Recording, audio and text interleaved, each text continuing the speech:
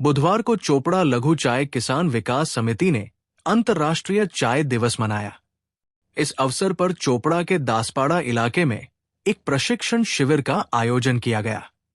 इस शिविर में छोटे चाय किसानों को उच्च गुणवत्ता वाली चाय उत्पादन और आधुनिक खेती के तरीकों पर विस्तृत प्रशिक्षण दिया जाता है।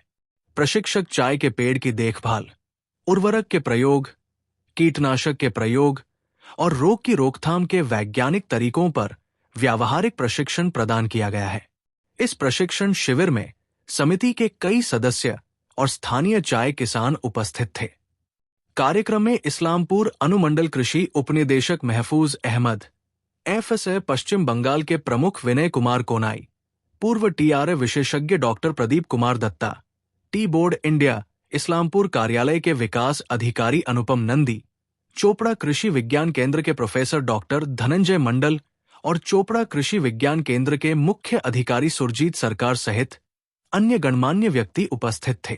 আজকে Chopra small tea planters welfare সোসাইটির পক্ষ থেকে আন্তর্জাতিক চা দিবস উপলক্ষে একটি চাষিদের প্রশিক্ষণ শিবির বলতে পারেন, প্রশিক্ষণ শিবিরই করছি আমরা।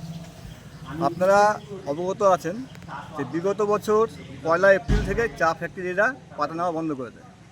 একটা ভয়াবহ পরিস্থিতি তৈরি হয় আমাদের মধ্যে, এবং সেই সময় কপালের জোর যে আমরা মাননীয় মুখ্যমন্ত্রীকে পেয়েছিলাম আমাদের উত্তরবঙ্গে। ওনার সঙ্গে দেখা করি এবং ওনার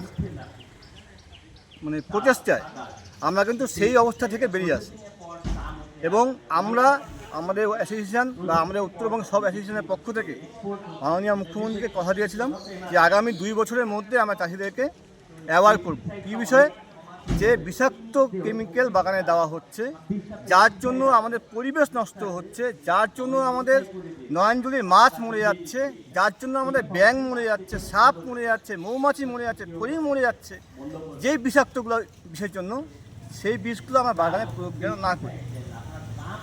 এটা করতে গিয়ে আমরা অনেক প্রোগ্রাম করেছি, অনেকটা সফল, কিন্তু কি দেখছি মার্কেটে অ্যাভেলেবেল বিষাক্ত কেমিক্যাল। আমরা আপনারা জানেন হয়তো গত পরশুদিনও সিএমের সঙ্গে আমরা একটা মিটিং হয়েছে, সেখানে আমাদের প্রতিনিধি হয়ে সিস্টার প্রেসিডেন্ট ছিলেন, উনিও বলেছেন।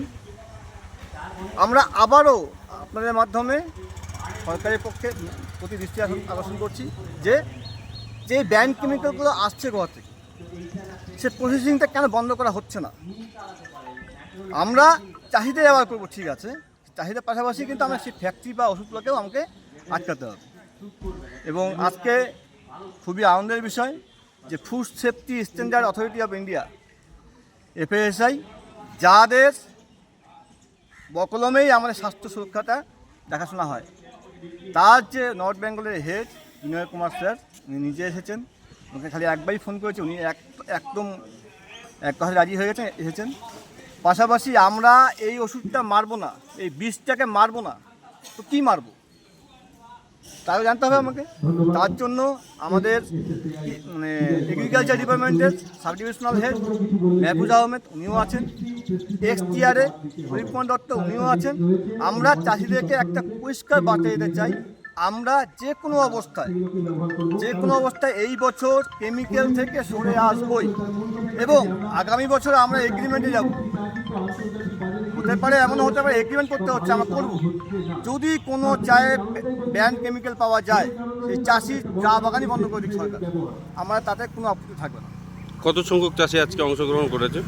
এখন আজকে সবাই পরিস্থিতি খারাপ ছিল, তার জন্য উপস্থিতি হয়তো এখন কম, কিন্তু অনেকেই আসছে। আপনি শুনতে পাচ্ছেন ফোন এসে যাচ্ছে, অনেকেই আসছে, অনেকেই রাস্তায় আছে। আজকে মোটামুটি আমরা 100-150 হবে না, 125-30 জন লোক নিয়ে করব। কত সাল ধরে হচ্ছে এই আন্তর্জাতিক চা দিবস পালন? এটা প্রতি বছরই করি আমরা। আমাদের সংগঠনের জন্ম হচ্ছে 2015 সালে।